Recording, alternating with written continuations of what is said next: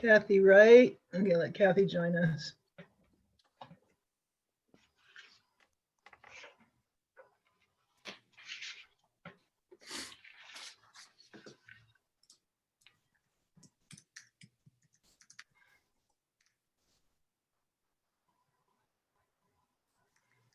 Okay, ready, set, go. Hey, Gio, do you want to start recording? Yes, it's recording already. Oh, it is? Okay, great. You got the Zoom bombers in there? Okay, so good morning. My name is Laura Gold, and this meeting is about the proposed lighting ordinance for the city of Alpine. And our guest presenter today is Cindy Luongo Cassidy. She's got quite a depth of knowledge on this topic, on the subject. She served as the outdoor lighting consultant for the city of Dripping Springs since 2001. She was responsible for drafting the outdoor lighting portion of the development agreements starting in 2006, and then the rewrite of the outdoor lighting ordinance in 2011, and the update for technology changes that were signed in 2016. She has served for over 16 years as the sole lighting plan reviewer and inspector for the city. And 2 years ago, she trained a successor lighting reviewer inspector who currently handles most of the caseload due to her other commitments. She's been called on to consult with numerous other Texas cities and on lighting issues and their outdoor lighting ordinances. Thus, Cindy is here with us today.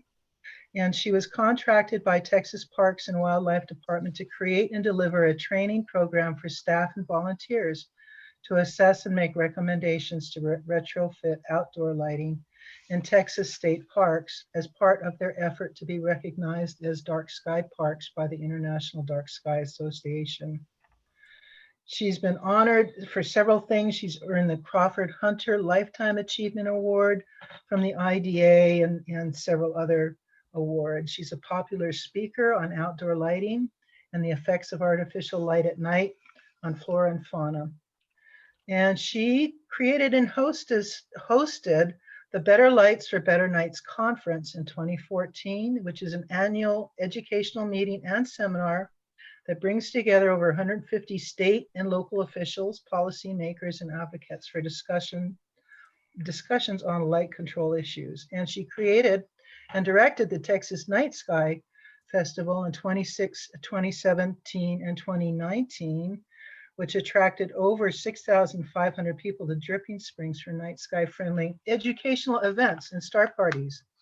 She's the director of the Texas chapter of the IDA Association and chairman of the board of the Hays County Friends of the Night Sky. She is a former senior consultant, international project manager, and computer systems engineers with Electric Data Systems, Plano, Texas. Welcome to Alpine, Cindy Luongo Cassidy. It's a pleasure that we have you here. We're pleased that you're here. Thank you. Thank you very much for that great introduction, Laura. And I will correct one little thing. The Better Lights for Better Nights is not an annual conference. That was it was just a one-time. Okay. A special deal. Yeah, it was. Yeah. It was. It was great, but it was. Yeah.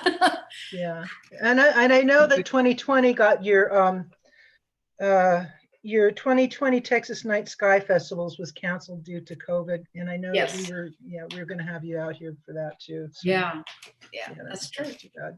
Yeah, that's true. Yeah, and that's when I actually got to meet Cindy the first time. So it's been a great year working with her, off and on, more off than on. I've been busy. Anyway, so let me share my screen with you. I want to go straight away to this topic today, which is the City of Alpine Workshop number 2. I thought you would like to see who's kind of behind this. The IDA, McDonald Observatory, Tierra Grande chapter of the Texas Master Naturalists, the City of Alpine. Okay. And here's our agenda, which is kind of rough. It's not rough. It's not fixed in stone, is I guess what I'm trying to say. And this meeting is to discuss the technical aspects of the proposed outdoor lighting ordinance and compare the two lighting ordinances. So if you haven't already, go to the city's website and grab a bunch of documents, the proposed and the existing, the current lighting ordinance, because you might want them as Cindy goes through them step by step. And remember, this is going to be recorded, so we ask everyone to be on your best behavior. There is no chat box, unfortunately, so if you need to ask a question, you can unmute yourself and ask the question directly, okay? Let me see. We're going to discuss what's new, why it's needed, and how the revised ordinance will benefit the city, the residents, the city and the residents of Alpine and the surrounding communities. And then we'll have a 10-minute comfort break someplace in the middle. And then after that, we'll come back and talk about how to administer the ordinance and ideas, suggestions, and some suggested tools. And then there'll be more question and Q&A time if time permits. Okay, and then here's some workshop resource material. You guys want to take a screenshot of this if you want to while this is up. This is our contact information. That's all of us over here, our presenters today. And then the city of Alpine has this wonderful website that they've allowed all these wonderful documents to be housed there for the duration of the Dark Skies Initiative project. And so, does anybody have any questions? I'm going to jump to the next reading. Okay, let me get there. I need to stop sharing for a second. Yeah, now go back here. Hi, Rick.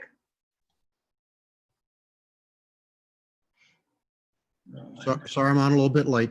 Couldn't find the invite.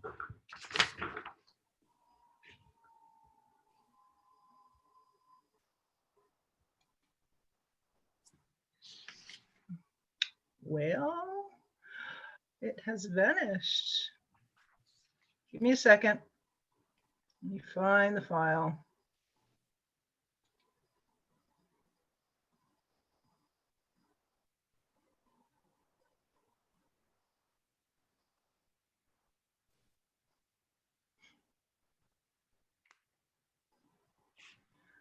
Translated.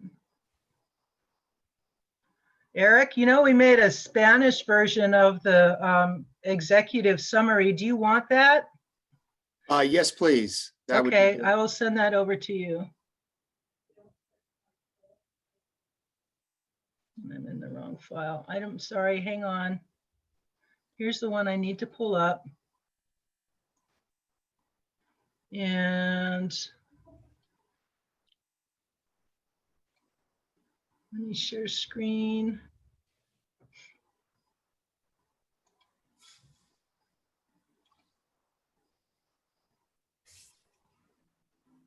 Okay, this is the official executive summary of the Alpine Outdoor Lighting Ordinance.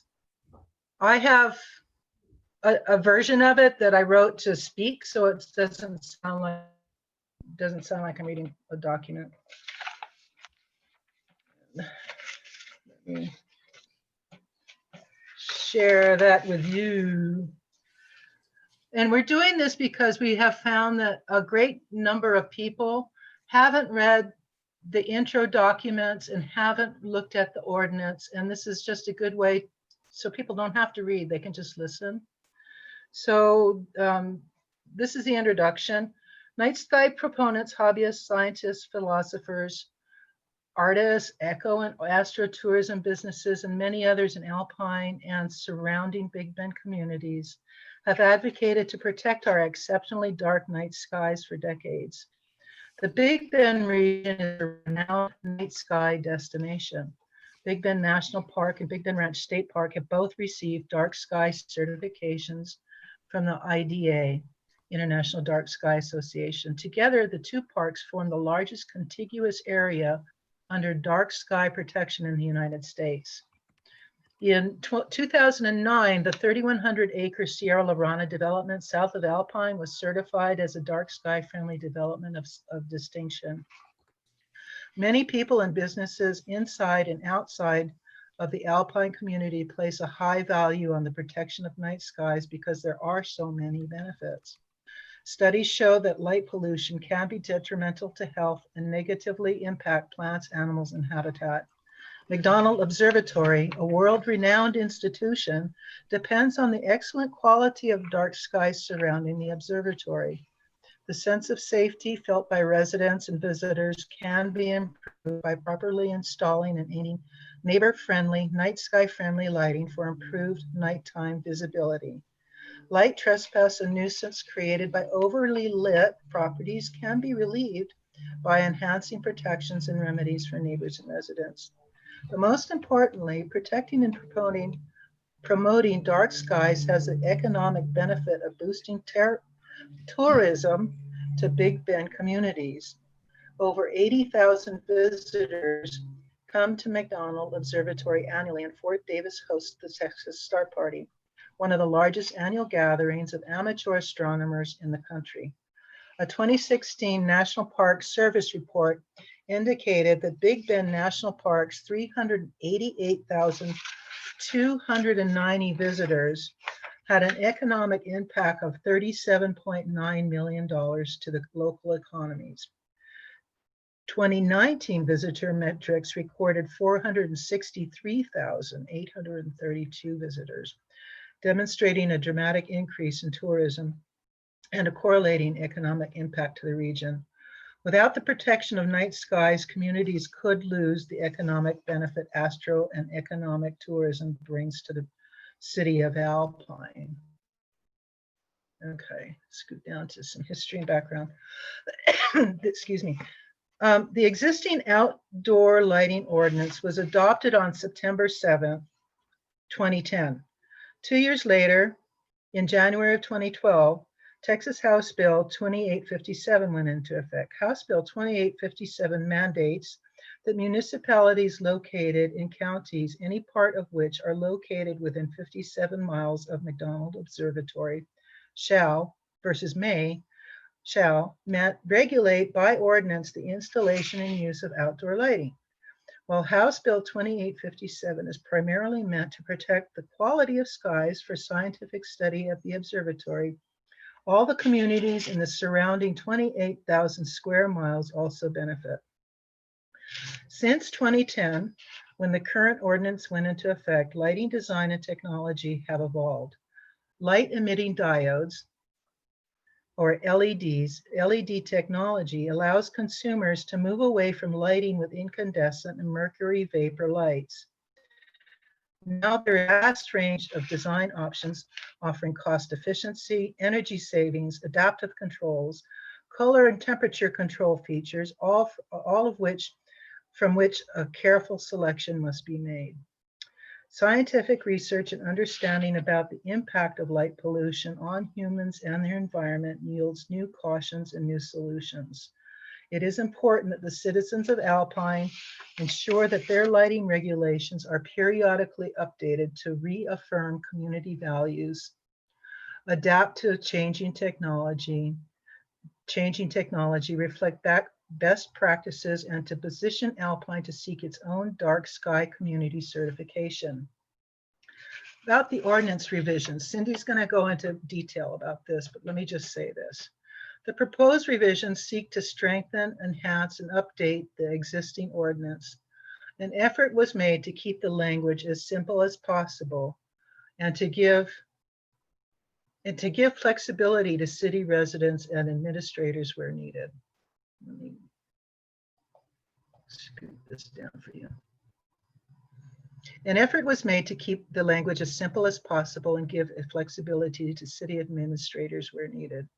Definitions and provisions have been updated to reflect current lighting technologies and practice. Some proposed revisions clarify inconsistent language of the existing ordinance, while other provisions are new and further enhance night sky protections. Additionally, the updated ordinance conforms to the International Dark Sky Association requirements to become a certified dark sky community. Okay, now I'm going to give it to Miss Cindy to carry on from here. I'm going to stop sharing. Cindy, it's all yours. Thank you. Thank you, Laura.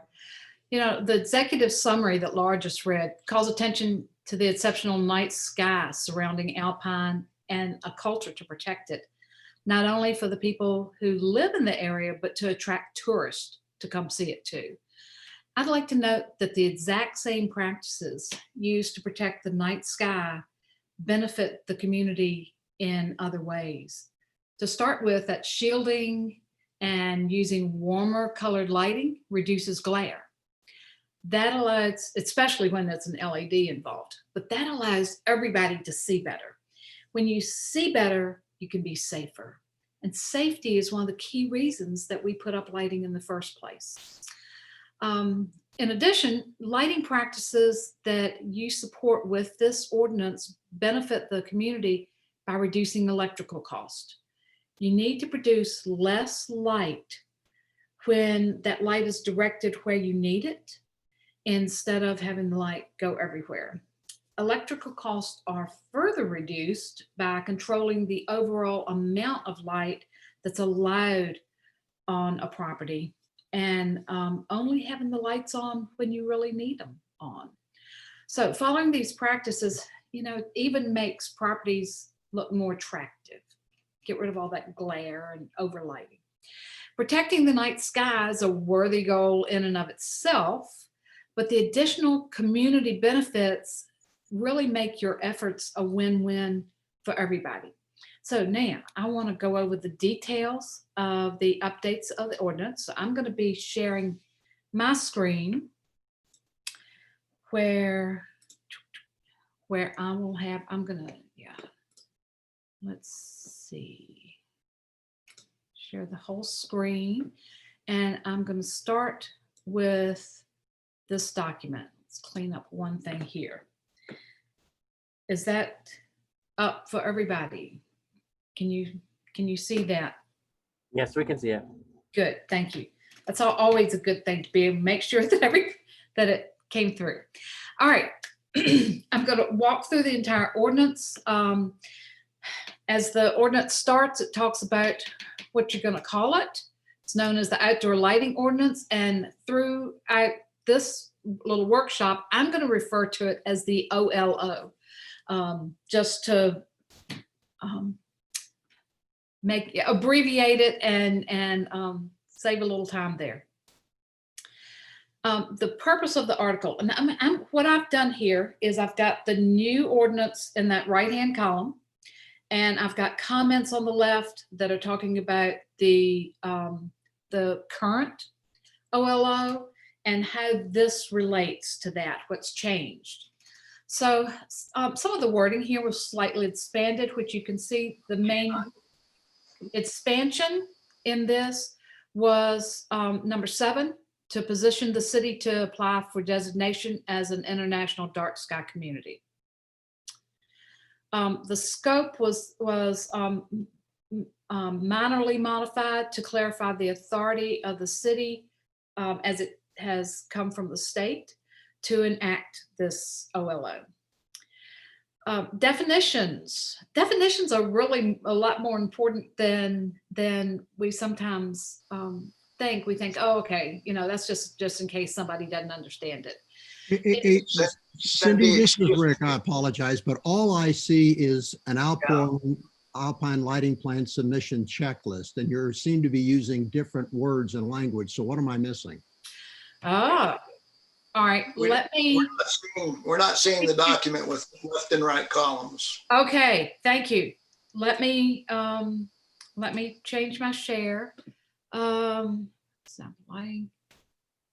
Huh.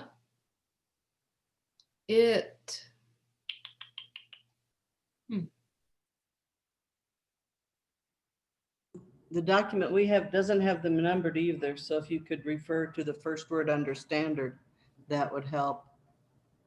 Okay, are you seeing the City of Alpine review of proposed outdoor lighting ordinance? We're seeing that, yes.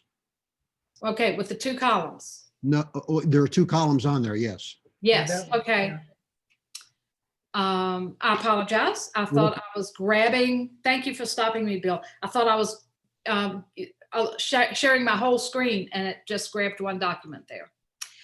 The one that we want to talk about later. So again, you know, we've got the title and purpose. We've got a slightly expanded purpose where we talk about number 7. We added that to position the city to apply for designation as an international dark sky community. So, okay, can you slow down? So you talked a whole bunch of stuff with the wrong document. Now we're trying to catch up. You know this, we don't. So Not you a really got to problem. help us walk through this, okay? I will. Title and purpose. Same title you had before, Outdoor Lighting Ordinance. And during the workshop, I'm just going to call it the OLO. Yep. Okay. The purpose of the article, these things are pretty much as they were in the current OLO, except they've been expanded slightly. For instance, the current OLO just says to provide safer, more efficient and attractive outdoor lighting. The current one, the new one suggests we say to reduce glare and improve nighttime visibility, which contributes to the things that were listed before that we want to do. But this is saying these are specific things that we're going to address in the ordinance to do that purpose. We're going to address glare and improve nighttime visibility to address that purpose that you want. Questions? Thank you for slowing down. Now that we Not a can- problem. I've spent too much time on this. So yes, I will slow down. Each of these are things that were mentioned in the old purpose. There, is a tiny bit of expansion and like separating a couple of them just to make it very clear and to set you up to handle glare and improve nighttime visibility, that type of thing, which gets to your purpose. Yep. The main thing that was added was to position the city to apply for that designation. Okay, so the scope just basically lists what the state allows you to do, where the state allows you to control the lighting within your city limits. And but it doesn't stop you from working with anybody in your ETJ to get them to agree to abide by the OLO. Okay, ready to go to definitions? Yep. All right. Laura, what is ETJ? Another Extraterrestrial jurisdiction. Okay, Does Alpine Thank have an ETJ? Yeah, we do. It's the 1 mile boundary. It's defined by state law, and it's the impact that the city can have on the elements outside the boundary of the community relative to rules and regulations. So we have an ETJ. It's all defined by city size, meaning population. Right. Extraterritorial jurisdiction. I may have said that wrong. Yeah, ETJ. Thank you. Good. For our definitions, we had to add some to handle some of the new terms that are used in the ordinance. Adaptive controls. So many of us think of them as motion sensors. Well, we also have timers, dimmers, various switches to mechanically or electronically control the lights. So adaptive controls is a just overall term for that. Beam of a light fixture is in the current OLO. There may be a typo in the version that was sent out that included beam up with adaptive controls, and it was a matter of a format error there to separate those. So if you're looking at an old version, you may see them in the same paragraph together. Correlated color temperature was added. This talks about the the color temperature of the light.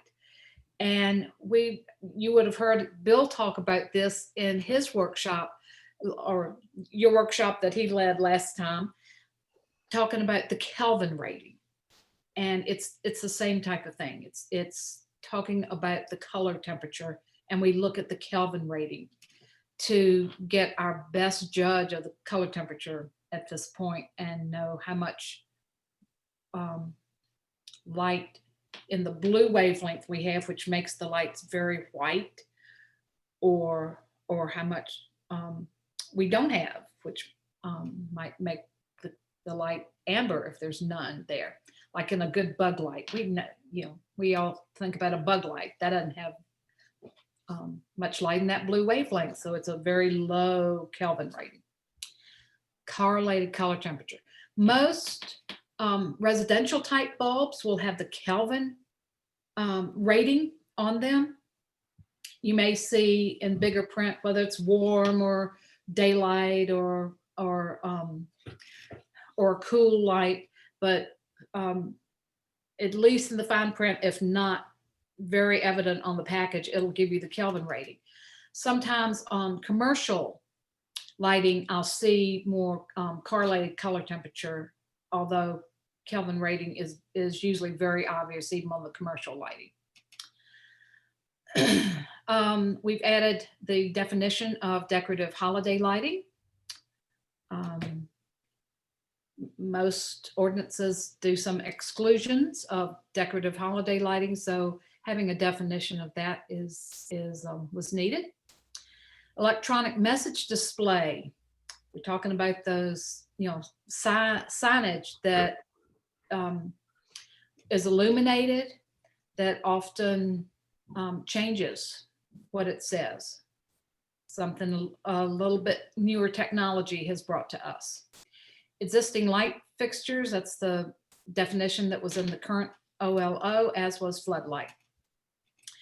Fully shielded was updated from the full cutoff definition that's in the current OLO.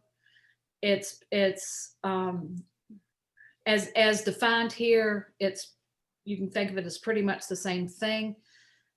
There's some lighting industry changes that they used to use standardly: full cutoff, semi cutoff, cutoff, and they have put those terms aside, and they're using the fully shielded now. So we're going with the lighting industry terminology there. Glare is in the current OLO, just like that. We added the definition for greenhouse.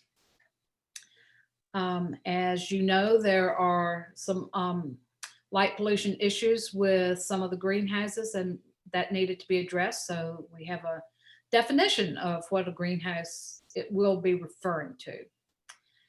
Illuminance is in the current OLO.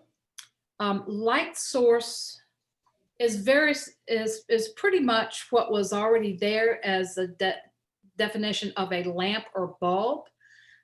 It's there, but it's expanded to include all current types of light sources instead of just being a lamp or bulb. For instance, an LED is really a diode that you speak of, and this just it spans what it's talking about there. All of it getting back to the part of that light that produces the part of that light fixture that produces the light source itself. Light pollution is in the current OLO. It was expanded to be more of a standard definition that is used to talk about any type of light pollution, and not just the light pollution that goes up into the sky. Light trespass is in the current OLO. It was expanded to explain it a little bit more in detail, so that anybody with, whether they have the training in this or have spent time with this, it's just a more full explanation for them. And we have an exhibit in the back of the ordinance that gives you a sample illustration of what light trespass looks like too. Lumen is in the current OLO. It was updated to explain the definition in a little bit more non-technical terms. It was defined last time as the unit of luminous flux. And I found that I lose a lot of people when we, you get that in you know, talk about it that way, but just knowing that it's the unit of measurement used to quantify the amount of light. We're talking about just the amount of light. It's pretty straightforward. Because we're going to be looking at controlling the number of lumens on a property, you have to add up the lumens for each light there. We'll get into the details of that later, but part of this definition explains that exactly which part of the lumens we'll count. Are we going to count initial lumens, or the manufacturer's always talking about, you know, what the lumens are going to be a few months down the line?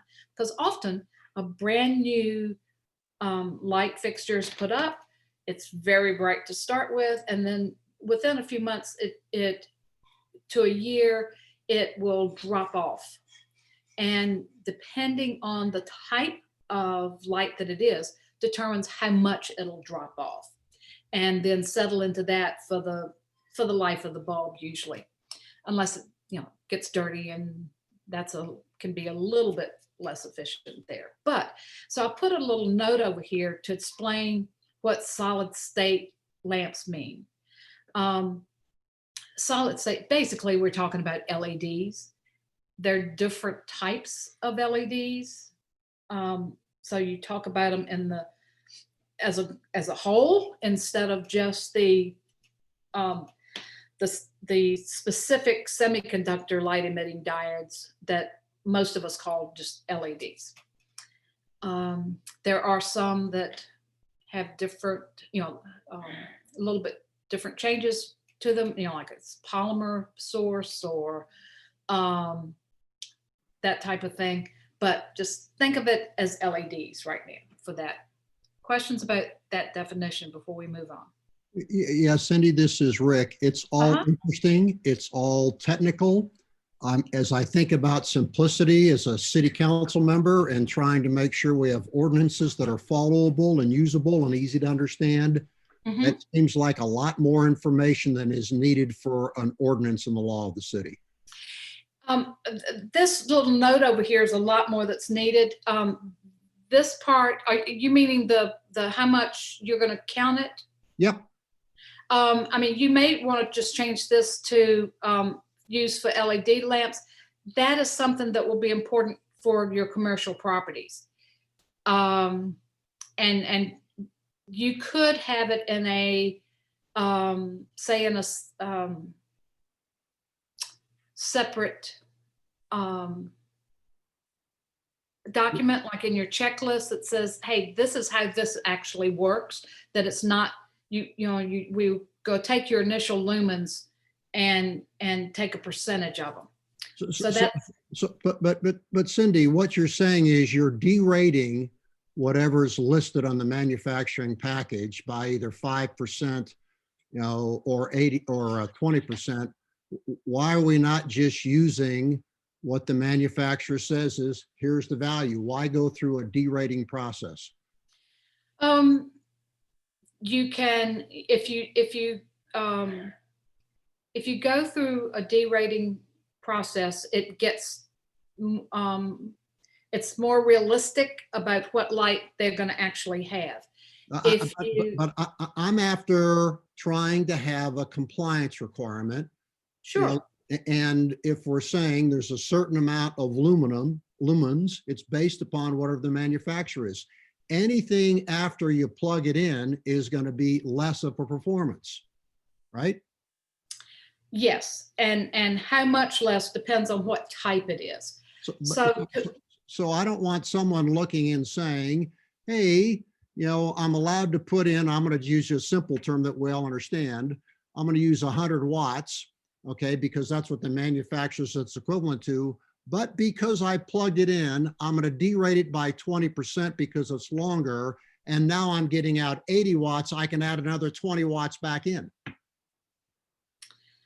I mean, it's fine to take this out, and the net result will be, I think would be fine because you're going to end up causing them to have a little bit less light.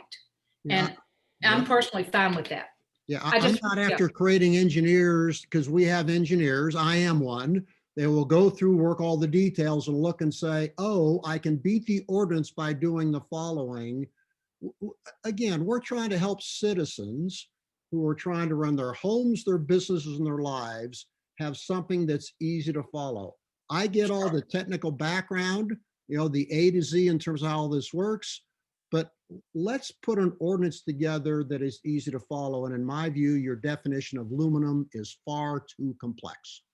Okay, as a suggestion, what if you just say, for the purposes of this article, and get rid of otherwise state, the lumen output That's my or view. the initial lumen as defined by the manufacturer, period, and get rid of the rest. Yes, thank you. Works for me. Okay. Okay.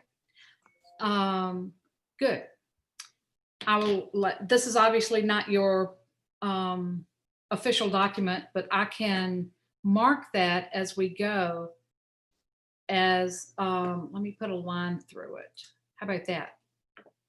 Well, yeah, I presume someone's taking notes. You're going to edit it based upon the feedback from this discussion. Yeah, and I'm going to give y'all this document. So with that, we don't need this note to explain what solid state is either. Yeah. Cindy, I'm taking notes, so I'm scratching and writing on my document as we go along, and I'm also making a note if somebody in particular has a comment. I'm trying to catch their name, so in case I have a question later, I'll come back and visit with you. Like Rick? Excellent. Okay. That's fine. Okay. So lumens per net acre, we're just going to and I'll show you how we do this. You just list, list the light you've got and add up the number of lumens. We're going to divide by the number of acres or part of an acre, and it's very straightforward. I'll be doing an example of that for you later, as after we go through the ordinance.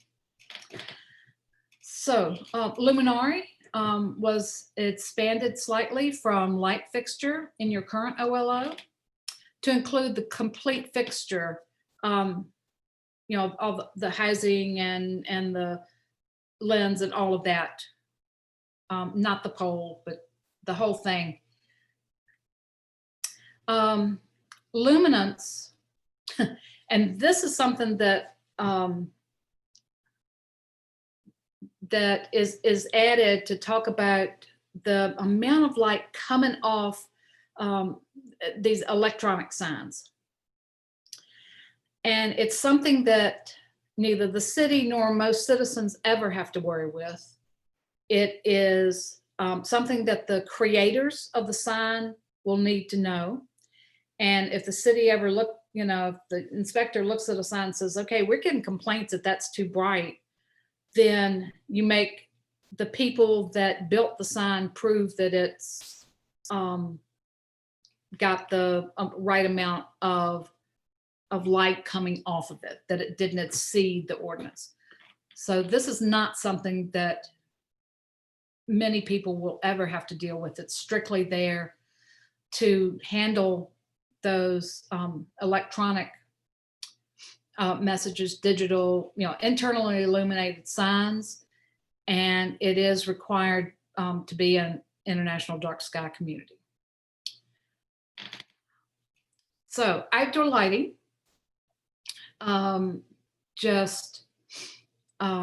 was added to define what type of lighting this article is gonna address, and there is an exhibit 1, picture that is an illustration to help with that. Private lighting, there was a minor update here to not be dependent on the ownership of the property, but talk about who actually owns the or leases or operates or maintains those fixtures to separate them private and public. Sag lens or drop lens was in the current OLO, and it was updated slightly to be a little bit clearer for the general public. Hey, Cindy, this is Eric. Can you go back up to that previous point on the definition of ownership for me real quick? Yes. Those definitions were both in the current OLO. Prior to this, it talked about, let me get the definition up, about, it defined it based on the ownership of the property that it was on. But for instance, you will have public street lights in an easement that the property is owned privately. Mm-hmm. But it really is a public light. So the definition was changed slightly to talk about who owns or leases or operates or maintains or controls that light, not who owns the property beneath it, because it could be private property, but you have a public light on an easement. Okay, that makes sense. I just want to make sure we weren't shifting anything from a property owner to their leaseor or the leasee. I'm sorry. Yeah, it's just separating whether it's governmental or Right. Yeah, anybody okay. else. Okay, yeah, that's good. That's good. Thank you. Yeah, and takes care of those places where, like I said, where you've got public lighting, government-owned lighting sitting on an easement, that's private property. The old one was saying that that's a private light. Correct. Yeah. Thank you. Yeah, you're welcome. You're welcome. So we hit the sag lens. Searchlight is just like it was in the current OLO as a spotlight. Temporary lighting was added. I was told that there's some great events in town that I wanted to be able to handle the temporary lighting for, and have a little bit different rules for those. Total outdoor light output was added to be able to do the lumen restrictions on a property. Okay, so that gets us out of the definitions and into the ordinance. Non-conforming existing outdoor light fixtures, most I'm of sorry, this. Cindy, this is Rick. Can you back up? Yes, Total How far? outdoor, okay, total outdoor light output. correct. So That's you're- a addition problem. You will list all the lights going into, when they do a lighting plan, we'll list all the lights on the property and how much lumens are coming from each one, and you add them up. and we're going to define this by property size. How I'm just trying to understand how. Right. This definition is strictly talking about the, how you get the total, this is basically the total lumens on that property. And it's an addition problem. Here are the 6 lights, and I've got 10 of these. That means, and at 100 lumens a piece. So if I've got, 10 of them at 100 lumens a piece, I've got, 1,000 lumens. Okay, And so I get the addition. Mhm. My question is, so what? So is somewhere someone's trying to say we're going to have a certain amount of light allowed? Yes. Okay, but we've already defined that from an acre standpoint. So this is what this refers to? Right, this is just the addition of all the lumens, and then we look at it at, the other definition says, okay, take that total and divide it by the number of lumens, and we'll know how many lumens per acre. Okay, thank So, you. It's applied yeah. for that. I got it. Okay, Yeah, thank you. so this is that stack of, the list of lights and add up the lumens, and then we take that back. Let's go back to that other definition. I got the other definition, so it only refers to the amount of lumens per acre. Okay. Okay. That was the question, yes? Right. So this, let's see. Oh, back up to lumens. Where lumens per net acre. So that takes the total outdoor light output, which is defined down here. Okay, I was just making sure. It's applied to acres. It's not applicable to any other property. That's absolutely right. Thank you. Yeah. Okay.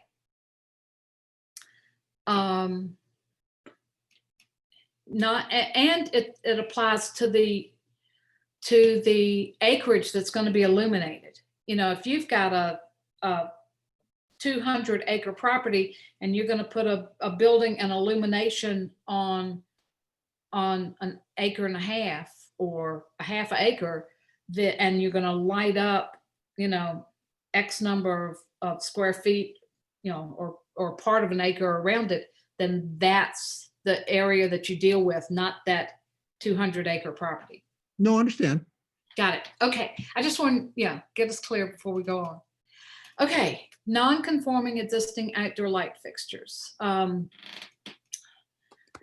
This is very similar to what you have. It's first of all, we determine the, how do we define, what's that initial status for non-conforming?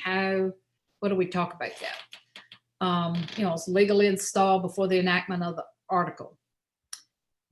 Then we have triggers to update the lighting.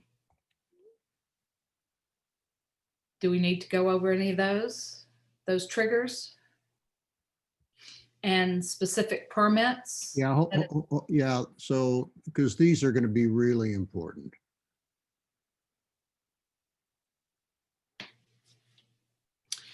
Okay. So it talks about, what is the definition of non-conforming that we're going to talk about. So it had to be legally installed. That means it was compliant or given a variance with some of your prior ordinances. So if by that definition, if it's non-conforming, it's allowed to remain until required to be replaced by other terms as we go down in this ordinance. So it's okay for now. So if more than half of the total appraised value of a structure has been destroyed, then the non-conforming status on those lights expires.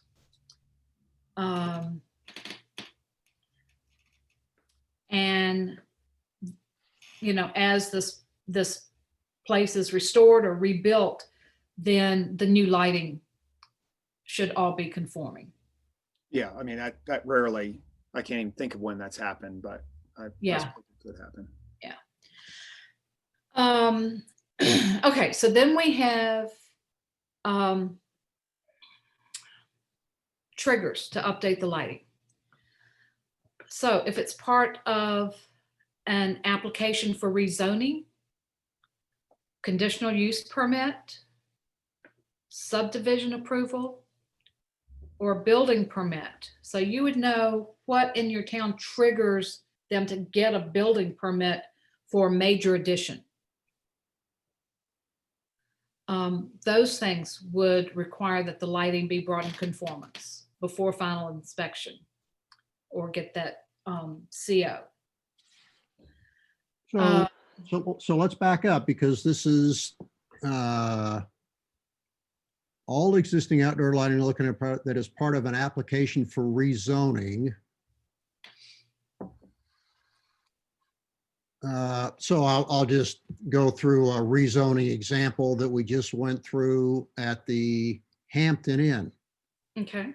According to this, we rezoned it from a C1 to an R4. According to this, the Hampton Inn would have to update all of its lighting within 90 days. So what would you like? I don't know. I'm just wanting to make sure there's a clear understanding. To me, this is going to be an important part of really spending the time to work with business owners to understand what implications are. Or we just did a conditional use permit for a property over in Ward 1. According to this, by adding the conditional use permit, there's no changes at all. The reason the conditional use permit was issued and requested is because the property owner just bought it and says, hey, I see I'm not compliant because there are 8 lots and there are 11 mobile homes on there, and therefore they apply for a conditional use permit to be legal. Mhm. According to this, that would say they would have to update all the lighting within 90 days. I just don't think, I understand and where we're trying to go. I just find it difficult to believe that we're going to get buy-in across the community that those 2 examples would force a major expense for lighting to redo all the lights. So, so these places, the lighting was put in since 2000, or because it shouldn't even be non-conforming. It probably, I mean, it may be, but there's a good chance if they followed your ordinance before. I can assure you the homes that are in the rezoning that went from the conditional use permit were established well before 2000. Before that, yeah. So they aren't. I mean, you can think about what permits you want to do, whether you want to extend the time period. One of the things when you're talking about selling to the business community that I have seen and have worked with is that there are very distinct financial advantages to update their lighting, their outdoor lighting, because outdoor lighting doesn't last but so long and is you can see when it was amortized on a commercial property like this, and we're talking commercial here, the length of times that it's that's amortized is usually Well, I get your point. I'm just going to want to make sure we've got the business community for those who own non-residential, Yeah. and make sure they come back and look and say, hey, I got it. And if they do, fine. If they say no, I'm just raising a potential issue. I think we have a fair amount of work to do on this. yeah. They're also I haven't checked on rebates from your particular electric co-op, but in general you get rebates for putting up, because see, anything they put up new with this is going to be so much more efficient. They're going to save money very quickly. So I don't know whether the electric co-op offers rebates for more efficient outdoor lighting. I know that there have been, and I don't know what changes they're going to make soon, but with their business income tax, they can get a substantial rebate from, and I don't know whether rebate's the right word on that one, but they get a reduction in their taxes when they're putting up more efficient lighting. I have seen spreadsheets where the cost of the lighting, and then what they got from the rebate from the electric company, and the tax reduction was more, you know, the totals of those monies were more than what the lighting cost. So that type of thing is something that we would want to talk with the business community about the, you know, we're talking about much more efficient lighting here.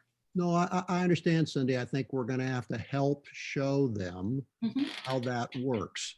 You know, Exactly. I can tell you from a council perspective, as people were working through because of what's going on with COVID and trying to work through PPP, we had to do a lot of work to help a lot of our businesses really understand what the financial implications were, how to even apply, Yeah. what steps to take. And I think in the case here, we are going to have some real examples, because not only do we have the cost of lighting and the rebates for that, it's all the installation for that as well, and what that amortization looks like.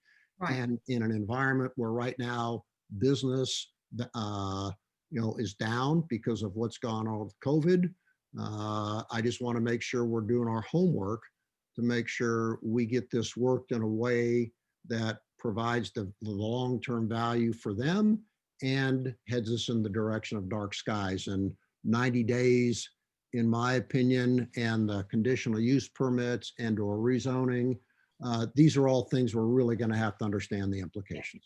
Yeah, Okay? and you may, especially with COVID, you may say, you know what, let's double that 90 days, because I don't know about you, but I'm seeing some little bit of backlog sometimes with getting product in, and then you've got to get somebody scheduled, and that may, with COVID, that may be bumped. You may think, you know what, let's double that. Yeah, we may even quadruple it. I mean, COVID is not going to go away in the next year. So. I agree. So Okay, I'll so- put a, Rick, I wrote down a note. I noted Thanks, Laura. increase the maximum number of days, and also to find examples of resources, which I think is a great idea. Yeah, and it said the Holiday or the Hampton Inn, and I expect we're going to see an application at the Holiday Inn Express in terms of what they're trying to do from rezoning. The leadership out there would be a great example to try it on to see what the implications are. So we've got a real example. Hey, we have a couple examples, large hotels in Alpine, important. Here's what's going on. We played this out. This works or it doesn't work, and then we can adjust accordingly. Mhm. Okay, all right. Yeah. When is the Holiday Inn going to make their application? Well, the Armada already has, and we've approved it, and I'm not Okay. sure when the Holiday Inn will. Okay, all right. I'll catch you later. Thanks on that. Mhm. Okay. Let's see. So let's look at we looked at the non-residential, the commercial. So let's look at the residential.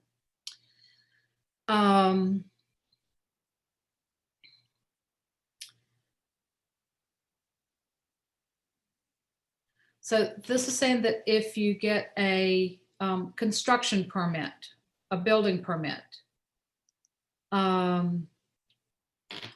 that for a residential type property, that it would need to conform to the standards. So I presume we're just talking about where the construction is relative to the permit, not the entire residential area. Yes, all lighting that's affixed to the construction project, Okay, all that new stuff. And a clause about the abandonment of non-conforming. so I'm not sure what that means. If a structure remains vacant for a continuous period of 6 months, then, and it previously had a non-conforming status, then before that structure is used again and probably updated, that it loses its its status as that it was okay, it was non-conforming, it was legally non-conforming, and the lighting should be replaced. So I'll give you two concrete examples. One, the home I live in now was empty for 6 years Mhm. because there was a number of legal issues the owners had passed. The legal issues got worked prior to us buying the home. According to your definition, we would have had to change all of the lighting in order to buy the home. Not in order to, well, for it to get, for it to be in compliance with the ordinance. Yeah, that the lighting should have been updated. Yeah, so if I guess if the lighting there was non-conforming and hadn't been updated even according to the current ordinance, then I guess that's what that would mean. But if it was conforming according to the current ordinance, then there wouldn't be a need to update it. Right, Well- if it was conforming to the ordinances you've had in the last 20 years. Well, the house was, I'm just, kind of giving real world examples here. The home was Yeah. built in 1991. Uh-huh. And so we have a number of properties in Alpine. There are about 2,500 on the tax rolls. We have a number that have been empty for longer than 6 months. I think people are going to have a hard time with that. In fact, we've got one down at the end of my road that has been abandoned, meaning no one's lived in it for 6 years or for 6 months. Mhm. They would have to update all of their lighting. I'm going to have a hard time with this. And I think there will have a number of property owners that run into this issue as well. Right. Uh, And, you can decide to change the number of years, or you can say, we're not going to worry with that because we are going to have a sunset clause that will give them an extra, 5 to 10 years. So, Yeah, I really think, and this gets to the core of this discussion of the time period about how long, mhm. Frankly, your definition defines anything or everything as non-conforming if it doesn't conform. That is, and I understand the rationale behind it. My worry by declaring everything non-conforming that doesn't meet this ordinance creates in part a bit of an adversarial perspective about what the city's trying to do from a ordinance standpoint. I think from my own view, the better words would be rather than non-conforming, there needs to be a sunset clause in here. I think that's better language that gets people better buy-in. We're headed to that. Okay, well, but if I go further up back to your definitions, you immediately declare everything non-conforming by passing this ordinance.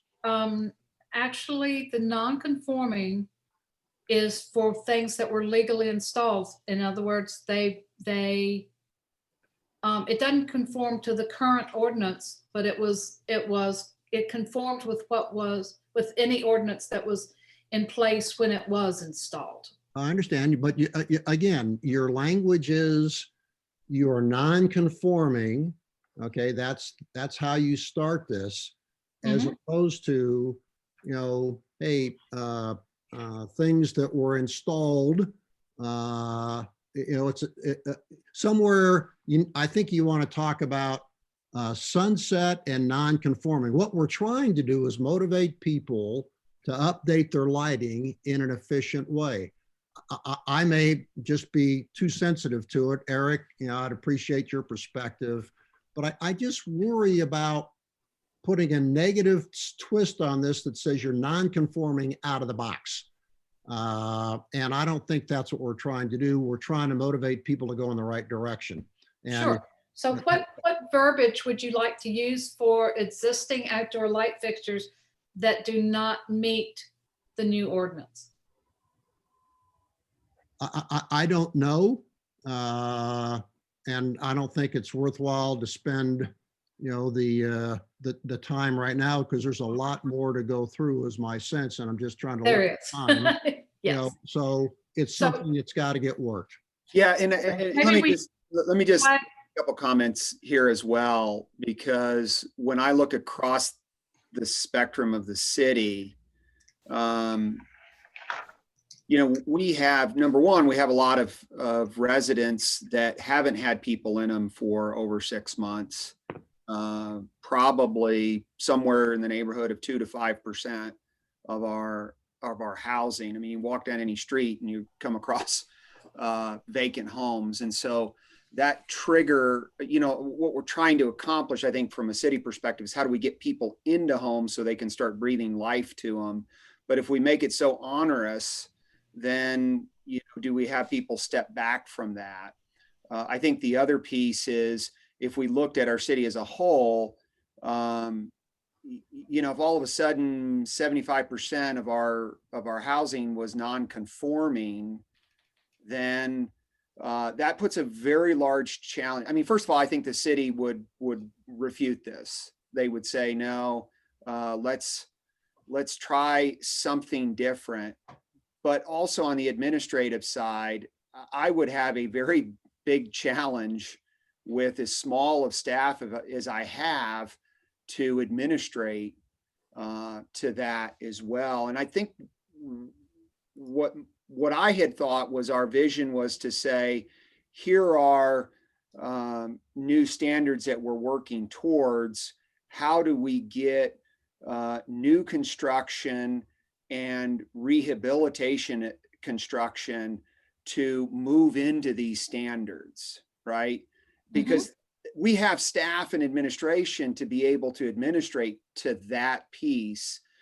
But if we go back and look at the other 2,500 structures in the community, and we find that 50 to 60% of them don't have proper lighting, I think the way to try to attack that is through inspiring them with education, but then also working with our electrical contractors and our retail outlets to make the conforming type fixtures, or the new, the dark sky sensitive fixtures, to be part of their arsenal of what they're deploying in the city.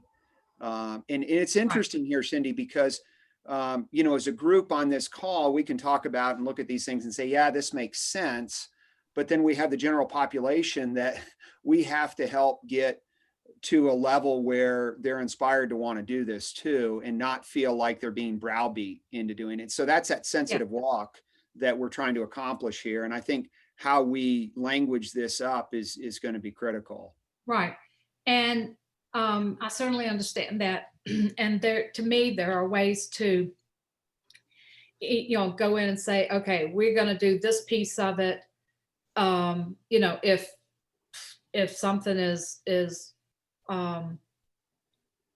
you call it something else. You just call it,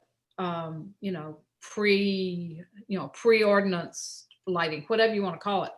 But, you say, okay, what we want to do is, if X number % of that property has been destroyed, then when you come back new with it, do this. You might, want to look at different triggers that you want for when it comes up new, but you also, and you can get rid of, the abandonment of non-conforming, and, abandonment of calling it existing, pre-ordinance.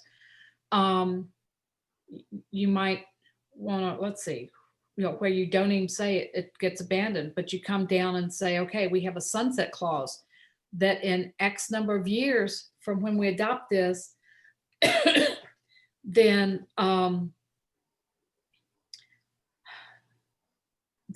anything, must, let's see, be brought into conformance. and you may decide to want, 8 years for that.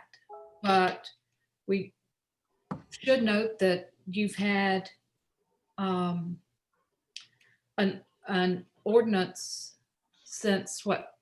The first one was 2000, right? Yes, it's 2000. Okay, and then in the 2010 update, you wanted all non-conforming outdoor lighting to be brought into conformance by 2015. So, here we are, 5 more years, we're 10 years down from when the ordinance called for things to be brought into compliance. And, do you want 5 years? How much, so you need to decide how much time you want to give them for that sunset clause. And you can go back and say, I'm not going to worry about abandonment of conforming. I'm going to say from here out, you've got X number of years to get it conforming, and then work with education, work with availability, work with all these things you've talked about, which are great, to, education about how much money they'll save, etc. How much better the place will look, etc. All the benefits of putting in the lighting that is recommended by this ordinance. Okay, Yeah. okay. Okay. So does that I get us? So to me, that's something y'all need to figure out exactly the number of years, and maybe take out some of the non-conforming stuff.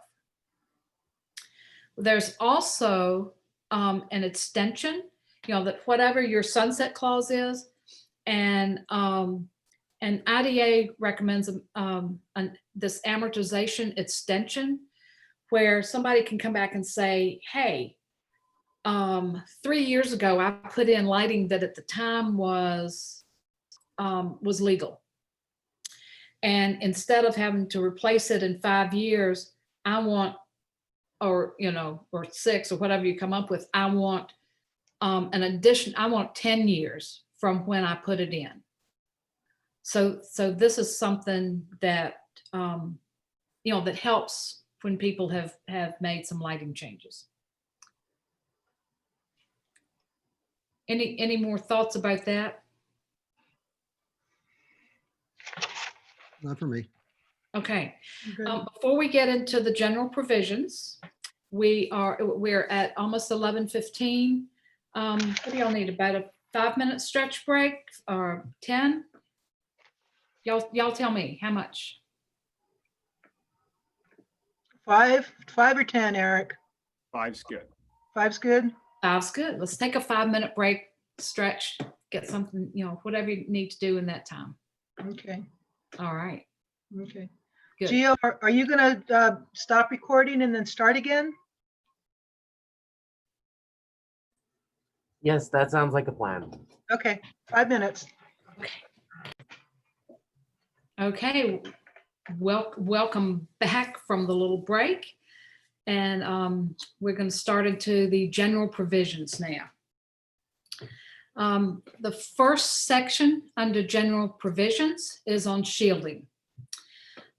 This number 1 corresponds directly with the requirement in your current OLO. It just changes the full cutoff language to talk about it being fully shielded. The second one is, again, from the current OLO, changing full cutoff to fully shielded. The third one, this is especially important. It's a small change that really goes along with the fact that LEDs, the way that they work, they can create an excessive amount of glare right up in that very top amount of light coming out right below the fixture onto the side. So for instance, if you think of yourself as a light pole and put your arm out and you don't want any light going above your arm, then the light that goes out real close to right below your arm with an LED, that can create excessive glare and is not safe.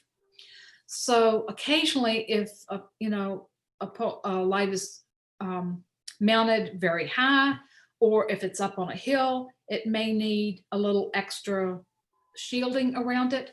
And actually, most of the commercial lights that I'm seeing on inspections are offering an extra shield that you can put on it when you need it.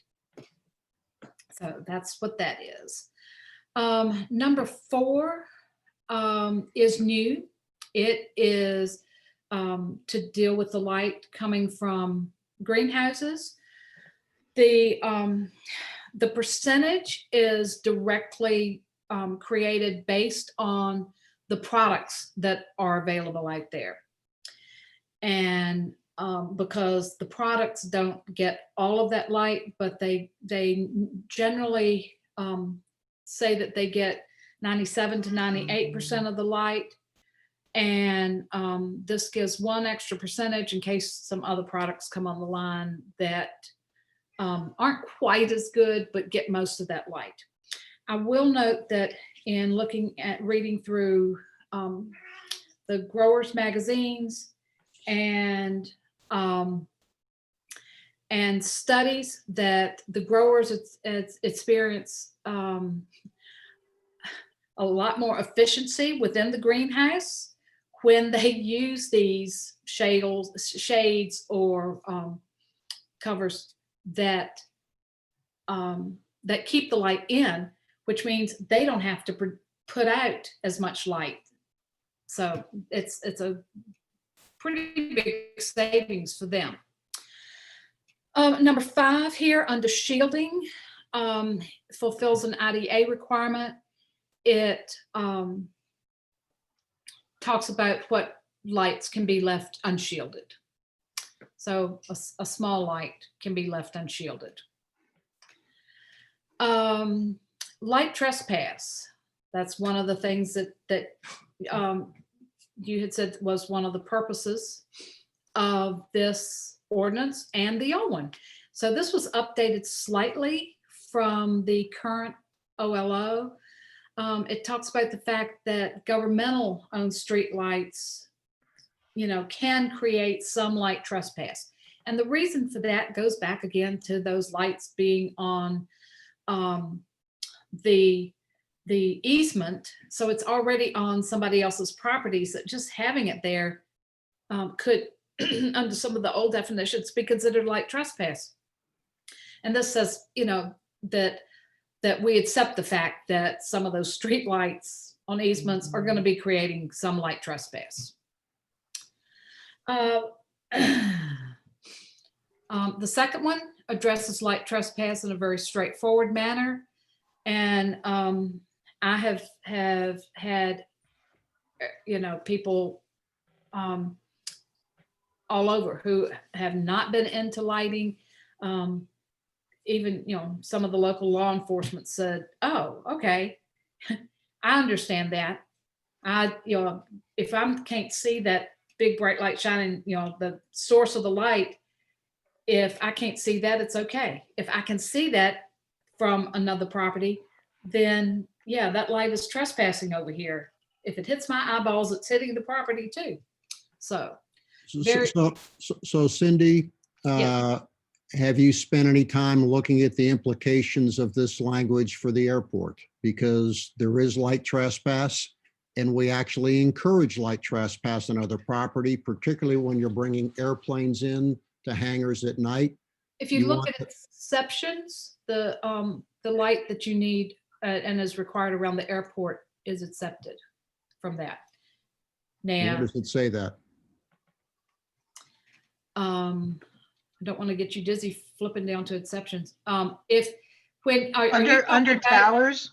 Are you talking about the light at an FBO?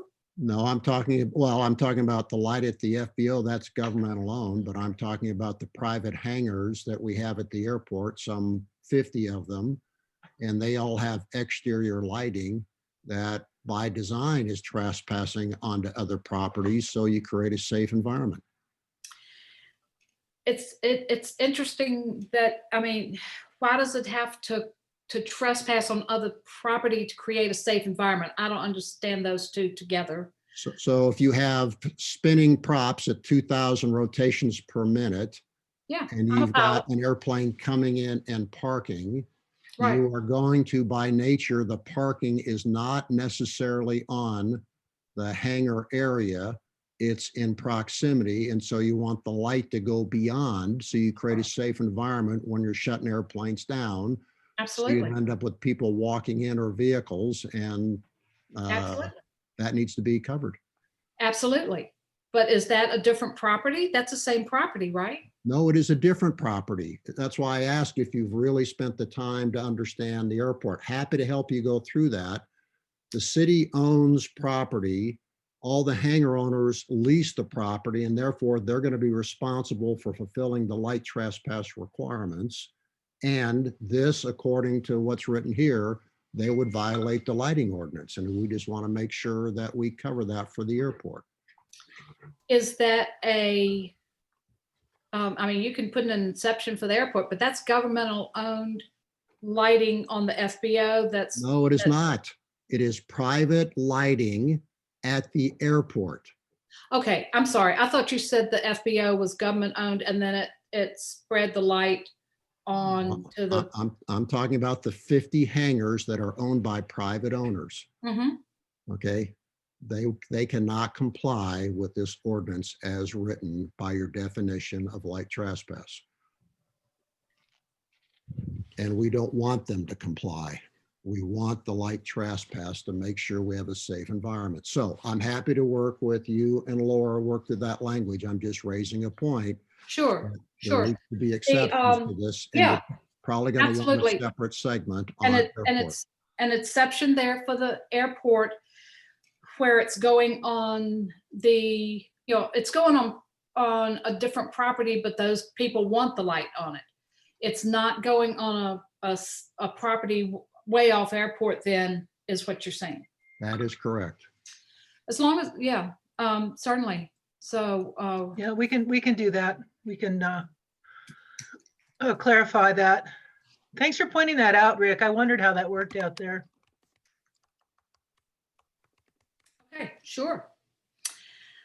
Okay. Outdoor sports facilities. These come directly from the IDA requirements. I want to make note that the last one, number 5, says, you don't have to do all the others if you get the, actually it says a submission, submit the lighting plan to the IDA and let them run it through their program, which is what I'm finding more and more, big sports facilities are doing, because it actually costs them less in the long run to do that, instead of, having, depending on how the city charges them for review. A lot of cities have consultants that do the reviews and then, charge back to the people building the facility. But this says you don't have to do all the others if you, send it off to IDA for them to review, which does have a fee with it. But it also gives you lighting that is much more controlled, that again saves money for electricity. Do we have any And idea about how our current sports facilities comply with this? That's an engineering question. I don't know that the lights actually comply very well. Maybe somebody else in the group who has been watching the light fixtures down there. I know that there's a general sense that there's way too much light. So, and it's off and on and so, Bill has his hand up. Yay. Yeah, I can just comment on observations when Jackson Field is lit up. So is the library over on up the hill on Sol Ross, and the trees behind it up on Hancock Hill are lit up. So that's not in compliance when or it's not night sky friendly, I guess I should say. But the field directly to the east, I believe, that just got some new lighting a couple of years ago, used Musco Lighting's heaviest shielding and is actually quite good. When both of those field lights are on, it makes a very nice side-by-side comparison.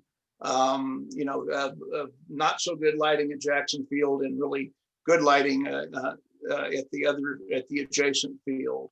But yeah, when Jackson Field's lit up, I mean, I've driven in from south coming up to Sierra Leone, and the neighborhoods a mile away, the trees and the houses are all lit up from the lights from Jackson Field. So Yeah, what about And Coconut Yeah, and the high school?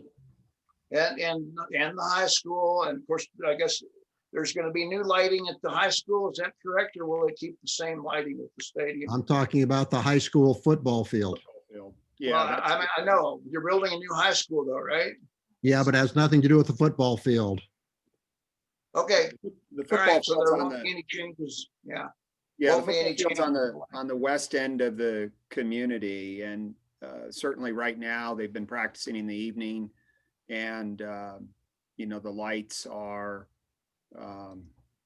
probably more similar to what we see at Jackson Field than but and this kind of goes back to a comment or discussion, and I forget who on the call I'd had this with several weeks back, but I think when we look at overall lighting in the community and from a compliance perspective, the fields that are owned by the school district and the university both have some challenges, but I don't believe either one have money to go in and start retrofitting. And so that's, and if you look at campus too, if you walk up through the campus at night, there's quite a bit of unshielded light up there. So those particular institutions certainly I don't think have the money to make the changes. The new high school will certainly meet compliance, but the rest of those facilities, this is going to be something we're just going to have to understand and work through.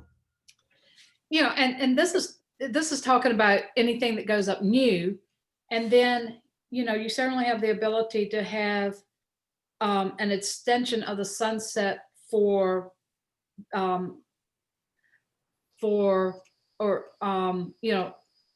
say publicly owned sports lighting. We're going to give them X number of years, because in X number of years it will probably need to be replaced anyway. And I'd just like to add that the observatory has a small pot of money, and we hope to raise more. And there are other groups that hopefully will be involved in fundraising to help the community, whether it's Sol Ross or otherwise, from residents to businesses to government, to help offset costs for bringing lighting into compliance. And that doesn't mean outright purchasing everything, but we can at least provide some seed money. Get a few fixtures changed for a demonstration to show the community and the owners what the benefits are of that lighting as part of the education campaign that you're talking about, getting people to buy in. Yeah, good. And when that's done, I would expect that part of that would be, this is what the old light was costing per month, with whether you just do it on electrical or whether you look at maintenance for it too, and then say, okay, and the new one, this is what it's going to cost, and so that they can consider that as part of the package. Great. Okay. Let's look at towers. That's exactly pretty much, that's what you have in your current OLO. Nothing changed there. Color temperature, new things you know, are would be controlled with the color temperature, having a little bit warmer. That's would fulfill the IDA requirements, you know, if you want to be a international dark sky community. Let's see. Oh, there are times that that I have talked with people. I was working, talking with a gentleman last night who selects all the lighting for the many Austin Community College campuses. And he said, the light we standardly pick doesn't offer 2700K. And I said, on the spec sheet, it may not say that, but all the big manufacturers that I've worked with commercially, you say, do you have 2700K? And they go, oh yeah, we just haven't updated the spec sheet. You know, absolutely, we get it for you. So they are available. They are absolutely available. And then you can specify the actual color of the LED, right? So you don't have to have the blue rich light. You can have a more amber or. Well, I mean, just 2700 Kelvin, I guess I don't think of as amber because that's the light of a what an old God, it makes me feel old, an old time incandescent light. That's what we have all around us, have had all around us, 2700 Kelvin. Okay, good. And we see quite well with it. In fact, I recently got some 2400 Kelvin lights and I realized how much better I could see with them. Yeah, I was at that meeting last night, and I was there with Cindy. It was very interesting. The what's his name? Crow was his last name. Yeah, Caleb. Yeah, Yeah. and he was talking about security issues with the lighting, and somebody pointed out that the cameras that they use for security, I guess this will come up later sometime down the road, were actually designed to see under 2700K. So I think he said 2700K. Yeah, 27 and below. Yeah. So and well, which I thought was really interesting, and I also thought it was. This is just an aside, and I don't mean to. I'm not going to derail the conversation at all, but I just think it's interesting because they were poor Austin. I mean, their campuses are empty, but they're not shutting down any of their lights and keeping the buildings going as if it's staffed and that's the electricity. Yeah, he was grimacing about the electricity use, but anyway, back on track. I'm sorry. Okay, so color temperature, which Bill talked about in the last workshop. So the next clause under the, where were we? We've come down all the way through outdoor, let's see.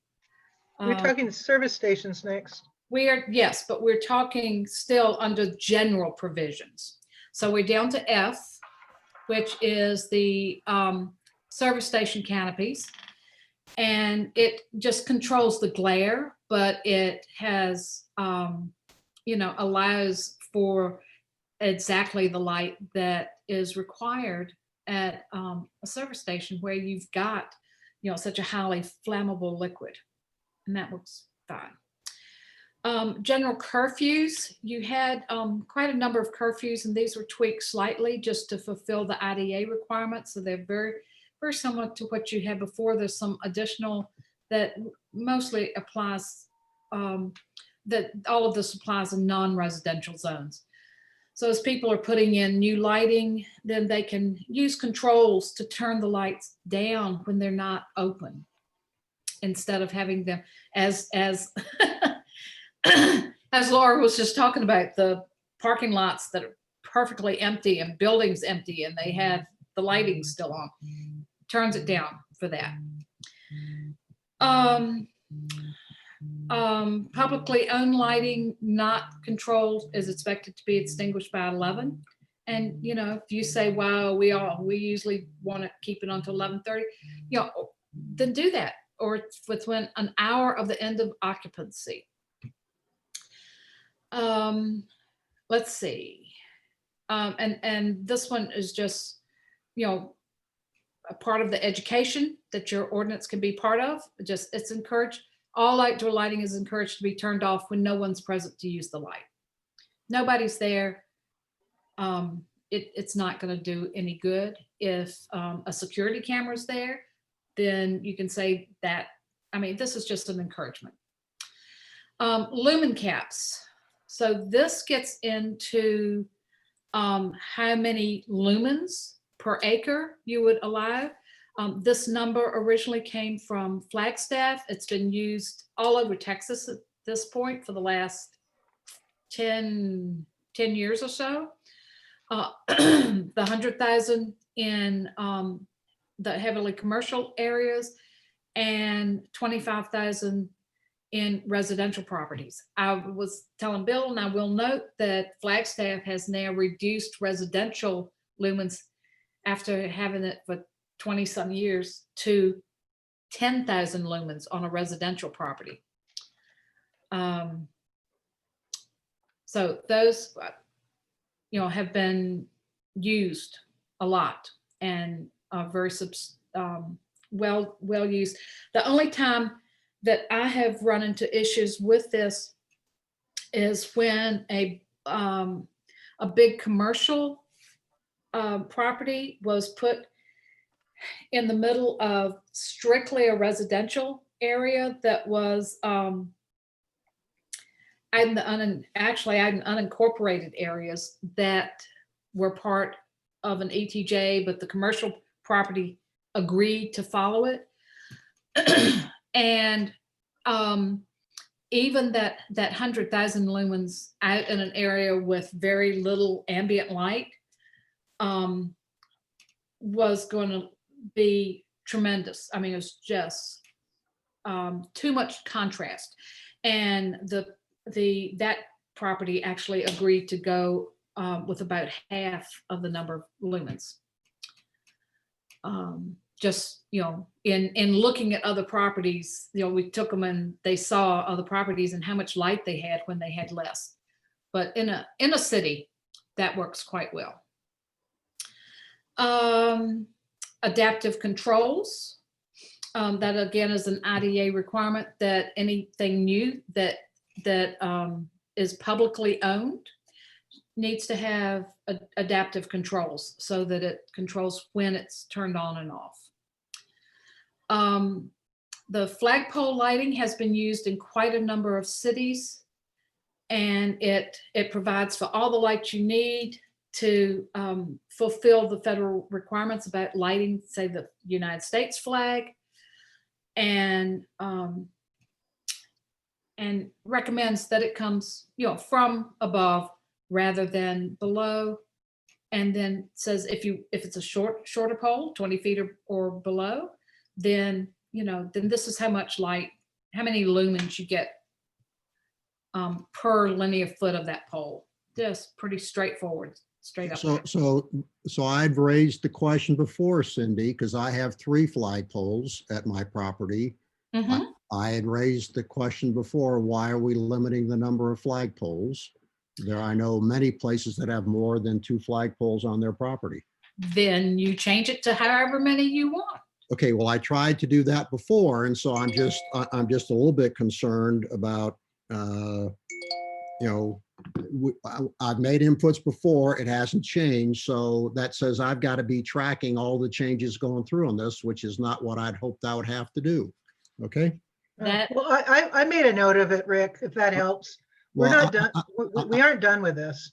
I understand. I just get concerned about the discipline of process working our way through. I We're hear gonna have you. lots of inputs that get made.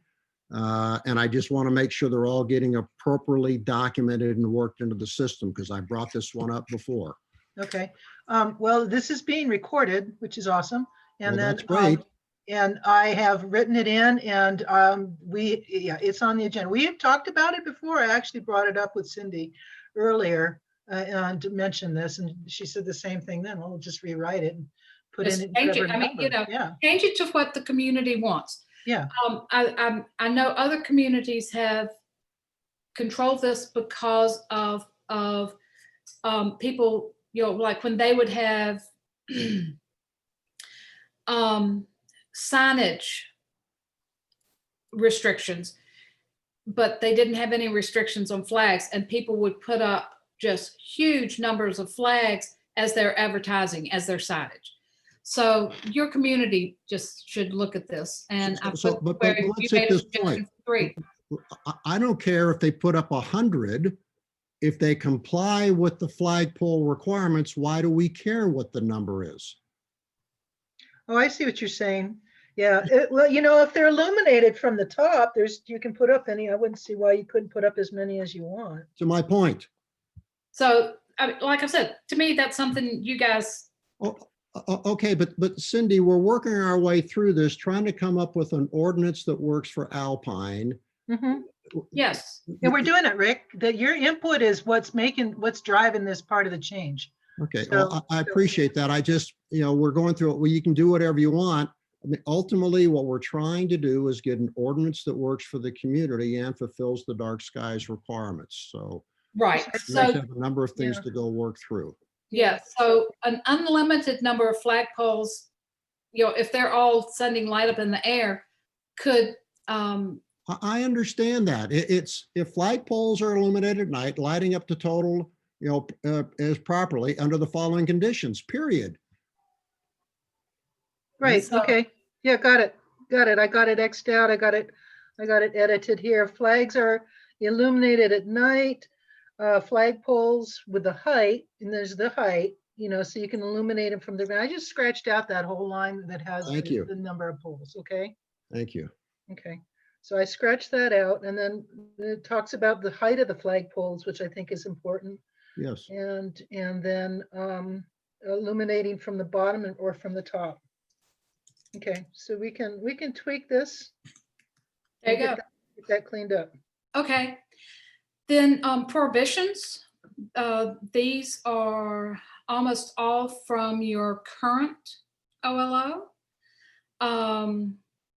There was one that was added, and I'm not sure where that addition came from.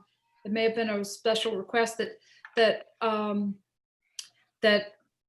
lights that dynamically vary and fade and flash and blink and rotate be prohibited.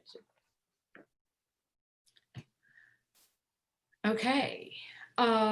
Next one is on warranting, and this is a requirement if you want to be an international dark sky community, that the city say, let's define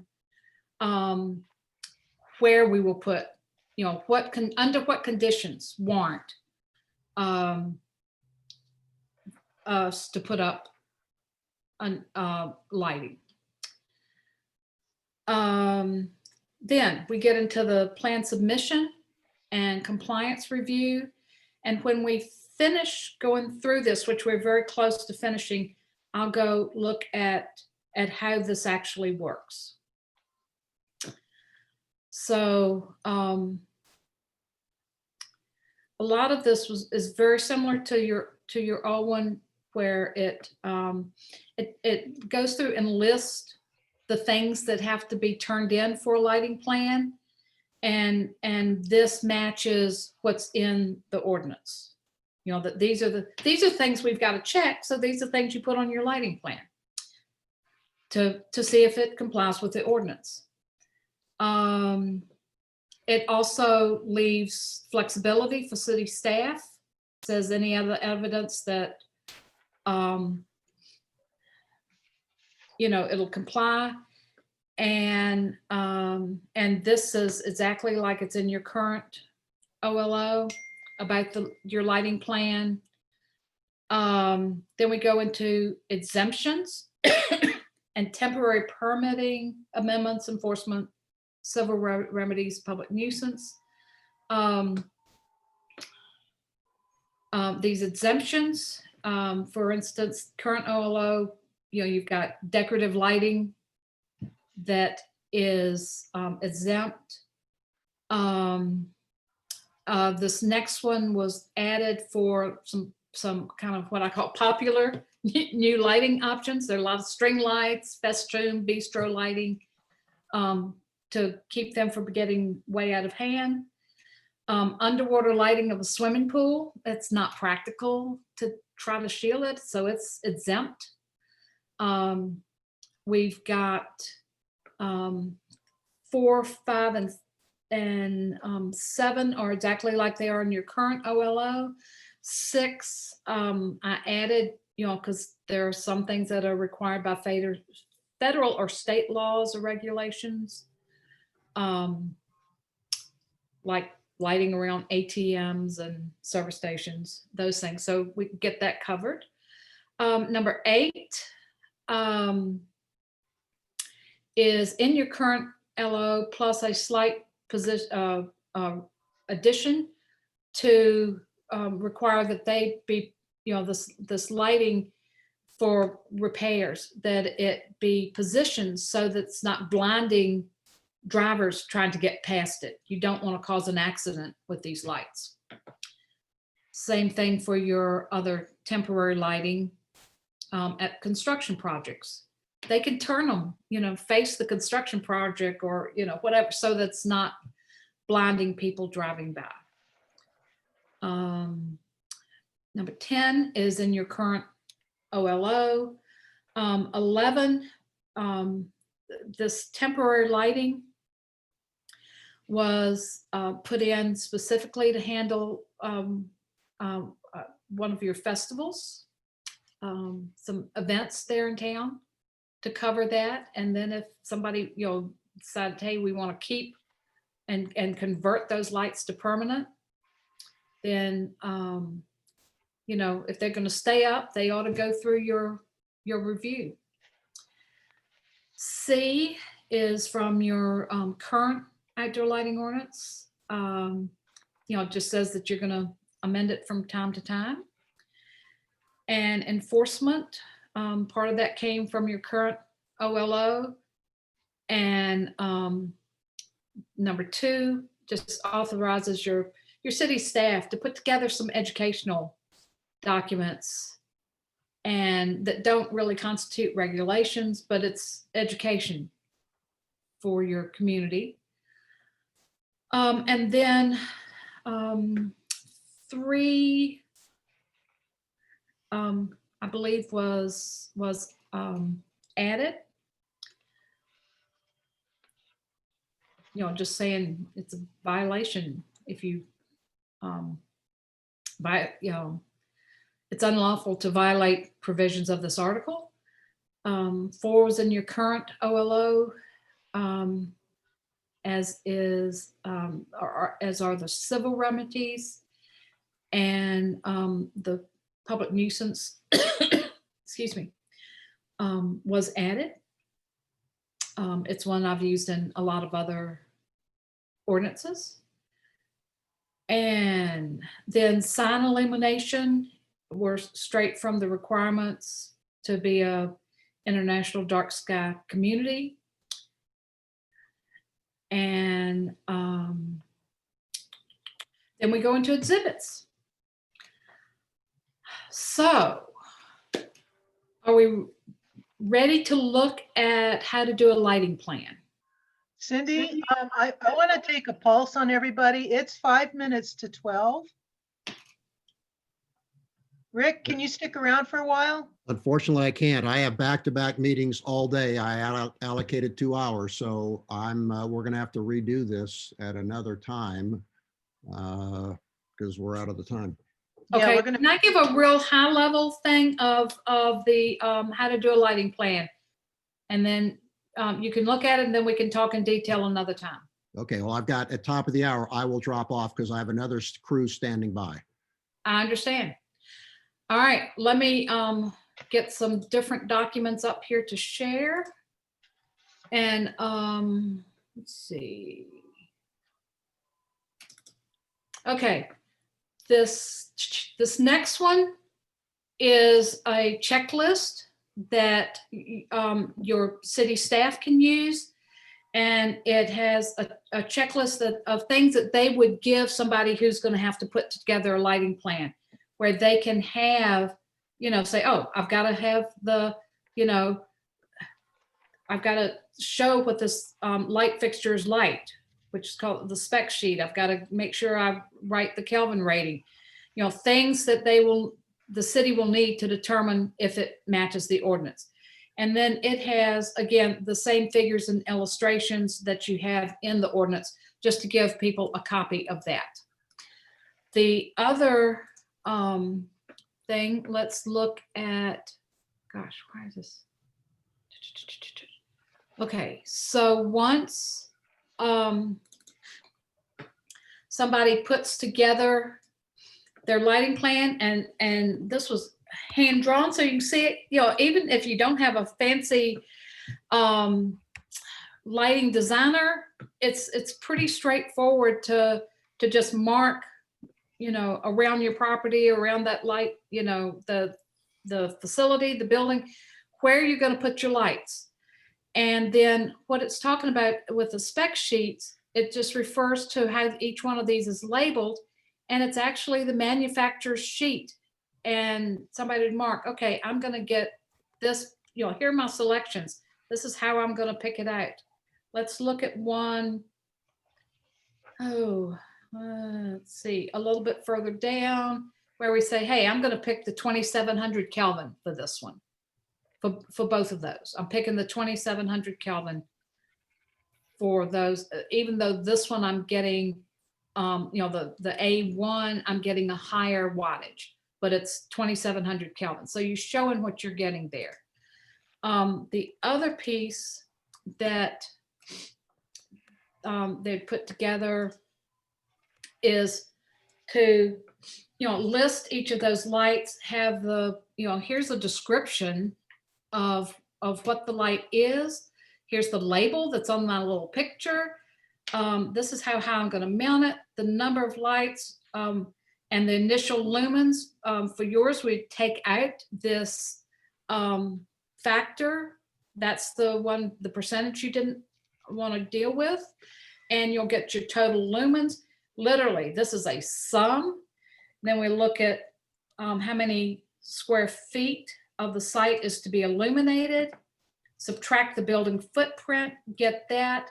With a commercial property, the allowed light per square foot, that 100,000 comes down to 2.2957 per square foot. So it shows you for that area how many you could actually have, and then your total of your lumens is how many you actually used. Just, you know, add them up right there, and then divide them by the number of that you're allowed. Okay, and we're at 11:59, so I hope that everybody got that, and we can go over those in more detail at another time if you'd like. Okay, Rick, do you have just a second, Rick? I want to ask you, is the hangars at the airport, are they on city-owned land or are they on private land? Do they lease the land from the city? They are on city-owned land. They're on city-owned land, so they lease the land for their hangars? That's correct. Okay, thank you. I just wanted clarification. Yeah, Thank so you. that to me, that would not violate that at all. Yeah, they're clear. Yeah. Okay, I got to drop off, ladies. All right, presume thank you you. understand. Thank you. Okay, I'm gonna stop sharing my screen and y'all can take it away. We can ask more questions. Anybody have questions for Cindy while we have her live in person? I have a question, Cindy. Yes. I've heard, and I just need clarification. So in the ordinance, we're talking about the ownership, the light, the actual light fixture itself. If you need to change it or you want to ask the person about, can they fix their light because it's a problem or whatever, do you ask the person who owns the property, the building, the light fixture, or the person who pays the electric bill? That depends on the situation. You know. Yes. Yes is the answer. Yes, of course, any of the above. I mean, help me with a situation. Are you talking about like somebody leases their home, somebody leases a building? Yeah, somebody maybe rents a facility, Mhm. and, you know, it has a business, and And the light that is part of the business, maybe they're not paying for the electric. Maybe somebody else is paying for the electric, but they can't get their light changed, or they can't get a light that's in a public right of way changed. I'm Yeah, hypothesizing. my thought is that you go to the owner of the light fixture first. And if it is a public utility light, like an AEP light that somebody is paying the electricity for, that is AEP's customer, the utility's customer. So the customer would need to request to the owner, the utility in this example, that the light be changed. Okay. That's a start. Yeah. Yeah, I mean, yes, I agree with Bill. The answer is yes. I mean, you go to,